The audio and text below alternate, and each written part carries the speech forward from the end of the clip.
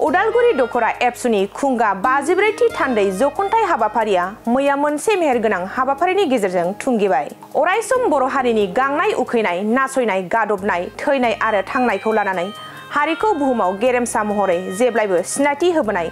बर' हारिनि सिनस्रि आफादा दुलाराय बर' फरायसा आफाद। बे गोथार आफादा थामहिनबा उदालगुरि दखरा दुलाराय बर' फरायसा आफादनि थां माव आरो जौगा नोजोर आरो खौसेथि थामोनथा आरो जौगाथाय मोन्थोरखौ बिथा खालामनानै हारि धोरोम आरो राजखान्थि बासियाबालानो दखरा आफादनि बेंखनाव थानाय 1 नं साबखायथि गेवलां गेलेग्रा फोथाराव सानसेनि हाबाफारि लानानै खुंफुंनो लानाय खुंगा 54थि दखरा एबसुनि थान्दै जखन्थाइ हाबाफारिया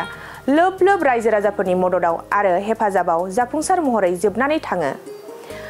मिरु बर' थुनलाइ आफादनि गाहाय नेहाथारि मानगोनां नीलकान्त गयारी बिथाङा बेखेवनानै होलांनाय बे गेवलां मेलाव गाहाय आलासि महरै मिरु एबसुनि लोगो आफादगिरि रोमदोन बसुमतारी, उदालगुरि जिल्ला दुलाराय बर' फरायसा आफादनि आफादगिरि कर्नेलियास दैमारी बिथांमोनखौ गोथार बुब्लियाव नुनो मोननाय जादों। बे उदालगुरि दखरा दुलाराय बर' फरायसा आफादनि 54थि थान्दै जखन्थाइ बे उदालगुरि खाथियाव साबखाथियाव जादों आरो बेवहाय आं दिनै बेखेवगिरि महरै बाहागो लानो मोननानै जोबोद गोजोननाय मोनदों। नंगौ बे मन्चआ दुलाराय बर' फरायसा आफादनि आरो आं जाबाय थुनलाइ आफादनि, अब्लाबो जोङो बेवहाय बाहागो लानो मोननानै बहुत गोजोननाय मोनदों। बेवहाय बाहागो लानो मोननानै आरो आङो बर' थुनलाइ आफादनि जि मावनाय दांनाय बेखौ आङो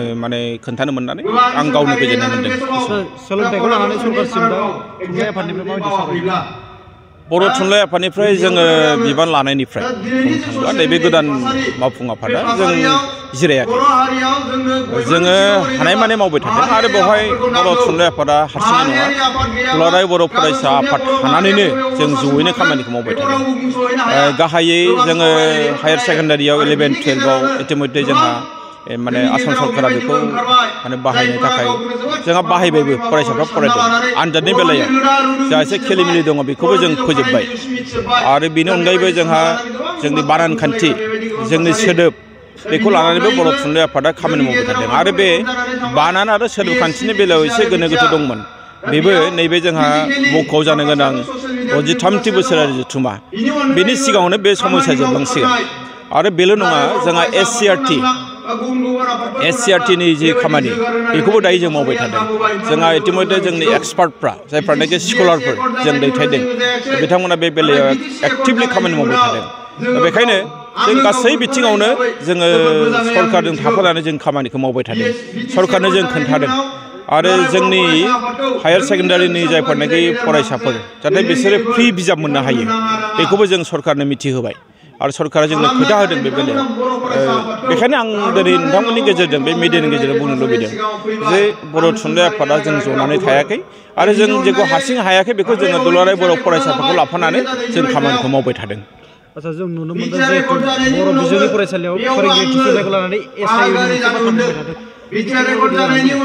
SIU-नि बाथ्राया बे फाइनेन्सनि मेटार आरो बे बेलायाव जोंहा बिटिआरनि चिफ प्रमद बर' बिथाङा इतिमध्य जोंनोबो मिथिहोदों बे बेलायाव। आरो SIU-निया जुदि क्लियार जायोब्ला, फाइनेन्सनि मेटारा क्लियार जायोब्ला, अब्ला बिटिआरनि सिङाव टेटनि थाखाय जायफोर पास जानानै दङ बिसोरखौबो होनो हागोन। जिहेतु जोंहा दिनै गोबां फरायसालियाव फोरोंगिरिया गैया, सासे दं, बबेबा जिर'बो दंमोन। दा बेखौ जों दाबि खालामदों आरो बेखायनो जोङो मिशन डाइरेक्टर समग्र शिक्षानि जों बिथांखौ लोगो हमदों। जोङो बिथांखौ जोङो बुंदों। दा बिथांमोनाबो सरकारनि जि बाथ्रा बेखौसो बुंनो गोनां जायो बेखौ जों मिथिदों। नाथाय जोंनि दाबिया बेनो जे जेरावनाखि फोरोंगिरि गैया बेवहाय फोरोंगिरिखौ थाबैनो थिसननांगौ। सरकाराबो जोंनो खोथा होदों आरो जोंनि बिटिआरनि चिफ बिथाङाबो जोंनो खोथा होदों। फारसेथिं मेट्रिक आनजादा खाथियावथारसै, जों नुनो मोनो सोंथि बेलायाव गोबां बेले बेजे सिखारनाय। बिनि थाखाय सरकारखौ नोंथांनि फारसेनिफ्राय मा खालामनो? बे बेलायाव आं दिनै नोंथांमोननो क्लियार मोनसे मेसेज होगोन। आङो बे बेलायाव बावैनो दुलाराय बर' फरायसा आफादनि दैदेनगिरिखौ लानानै जोङो जाय एजेन्सिया खामानिखौ मावदों, जाय मोनसे बर्डआ, जों बिथांमोनखौ लोगो हमगोन जाहाथे बे गोरोन्थिया दाजाथों। नोंथांमोननि गेजेरजों आं बे मेसेजखौ होबाय। दिनै उदालगुरि दखरा दुलाराय बर' फरायसा आफादनि 54थि बोसोरसालिया जथुम्मा थान्दै जखन्थाइ बियो सोलिगासिनो दं आरो गेवलां मेल जादों। दा बेयाव बाहागो लाफैनानै बिनि जि थासारि बे थासारिखौ नुनानै मोजां मोनदों मानोना बे मोनसे टाउनजों नांजाबनाय मोनसे गामि बा जायगा बे ओनसोलावबो टाउननि बारहावाखौ लानानै माहारियारि बादखौ बिथांमोना दासिमबो नागाराखै माहारियारि बादखौ गोसोआव लानानै दासिमहालागै दङ जायनि थाखाय दुलाराय बर' फरायसा आफादनि जि थान्दै जख'न्थाइ जादों बेयाव जोबोद मोजाङै बाहागो लादों दा बेनि थाखाय आङो नैबे मेलनि गेजेरजों बा नोंथांमोननि गेजेरजों बिथांमोननिसिम साबायखरबो बावगोन बिथांमोना दासिमहालागै बे माहारियारि बादखौ बजबनानै माहारिनि थाखाय साननाय आरो माहारिनि थाखाय खामानि मावनाय बेखौ दासिमहालागैबो गाराखै गोरोबथानि दफाया माखासे दाबो सुस्रांजायाखै बिनि थाखाय आबसुवा सरकारजों माबायदि सावरायदों गोरोबथाखौ लानानै दुलाराय बर' फरायसा आफादा जोबोद सिरियास आरो बेखौ लानानै जोङो दासिमहालागैबो जोबोद नांथाबनानै सिङाव हाबनानै खामानि मावगासिनो दङ दा दिनै नंगौ माखासे दफाया मावफुंजाबाय माखासे दफाया मावफुंजायाखै दा बिनि गेजेराव जोङो जुदि बुंनो थाङोबा दिनै जायफोर दफाफ्रा दिनै एसे एनै थालांबावबाय बे थालांबावनाय दफाफोरखौ दिनै सरकारा गारनानै दोनजोबदों होननानै जोङो बुंनो नागिरा बा जोङो बेखौ दिनै नागारदों होननानै जों बुंनो नागिरा बेखौ लानानै जोङो जोबोद सिरियास आरो सिङाव खामानि मावगासिनो दङ आरो जोङो मिजिं थिदों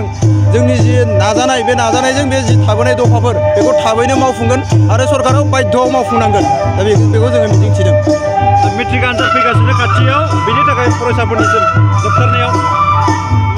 दा HSLC आनजाद दा बेथ' जोबोद इन्टारेस्टिं जाबाय सिगाङाव जोंनि सरकारनिफ्राय बुंनाय जादोंमोन HSLC आनजादा थानाय नंला नाथाय दिनै आरो HSLC आनजादा थाफिनबाय दा बेयाव दुलाराय बर' फरायसा आफादाथ' खामानि मावगासिनो दङ जोङो फरायसाफोरखौ लानानै जोबोद खामानि मावगासिनो दं सिंसिमहालागै मावदों जोङो दा बे मावनायाव जोङो जेरैबायदि मोनबोबाय दायो जोङो मेट्रिक आनजादाव जेरैबायदि रिजाल्ट मोननांगौ दा बेयाव जों जेसेबां गोजौसिमहालागै मोननांगौ बेखौ दासिमहालागै इसेबां मोजाङै मोननो हायाखै मानोना जोंना बर' मिडियामनिफ्राय स्टेन्ड खालामनाया दिनैसिमहालागै सासेल' जाफैबाय आरो गुबुन गुबुन मिडियामाव फरायनायाबो बोसोरफ्रोमबो स्टेन्ड खालामबाय थानो हायाखै दा बिनि थाखायनो दुलाराय बर' फरायसा आफादा मिजिं दङ नैबे बोसोराव जाहाथे गोबां स्टेन्ड खालामनो हानाय बेबायदि फैयो आरो आङो फरायसाफोरखौ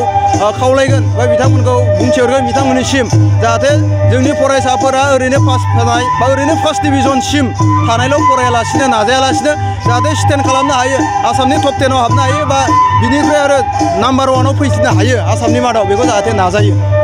बे समाव जोंनि उदालगुरि जिल्ला दुलाराय बर' फरायसा आफादनि मानिजाथाव थान्दै जख'न्थाइ उदालगुरि दख'रा दुलाराय बर' फरायसा आफादनि दिनैहाय जानानै थांबाय दा बे समाव जों दिनैहाय फुंबिलिनिफ्राय थान्दै जख'न्थाइ दंमोन दा बे थान्दै जख'न्थायाव उदालगुरि दख'रानि सिङाव थानाय गोबां दैदेनगिरि बिथांमोनहा फैदों दा बे दैदेनगिरि बिथांमोनजों मोनसे थान्दै जख'न्थायाव सावरायनाय जादों मोजां मोजां थांखिफोर लानाय जादों बर' हारिनि सायाव बर' माहारिनि सायाव खामानि मावनाय माखासे गाज्रि हुदानिफ्राय जानगार जानानै मोजाङाव लाबोनां नैफोर सायाव सावरायनाय जादों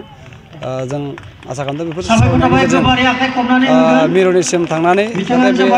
गासैबो बर' ओनसोलनिनो बर' हारिनि ओनसोलनि मोजां जाहैगोन जों आसा खालामदों दा बे दायो गेवलां मेल सोलिदों बे गेवलां मेलाव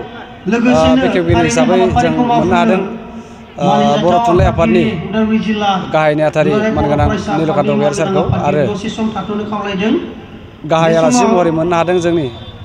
दुलाराय बर' फरायसा आफादनि सासे लोगो आफादगिरि रोमदोन बसुमतारी सारखौ मोननो हादों आरो बिदिनो ओनसोलनि गोबां मेलेमजिबि दैदेनगिरि बिथांमोनखौ जों मोननो हादों जों बे समाव गोबां गोजोननाय मोनदों जाहाथे बयखौबो जोङो जमायै लोगो मोननानै खौसेनि आगानजों मोजां सावरायनो मोननायनि थाखाय जों दख'रानिफ्राय जोबोद साबायखर बावनाय जाबाय आरो रायजोफोरनि हाबाफारियाव रायजोफ्रा मोजाङै मोजां फैदों लोब लोब फैदों फुंबिलि थान्दै मेलावबो बाहागो लाफैदों मोजाङैनो बाहागो लादों जों गोजोननाय मोनदों आरो बेजों लोगोसे साबसिननिफ्राय हामसिन फैबाय थानाय समाव जों जमायै लोगो लानानै खामानि मावलांनो हागोन जों आसा खालामदों दिनैहाय हारिमु बिलिफांनि सायावथ' जों खामानि जायाखै मानोना दिनै मैयानिफ्राय प्रि फाइनाल जादों मेट्रिकनि दा बेनिखायनो जोङो हरनि समाव दुलाराय बर' फरायसा आफाद हिसाबै हारिमुनि सायाव एसेबां साननाय जायाखै मोनायाव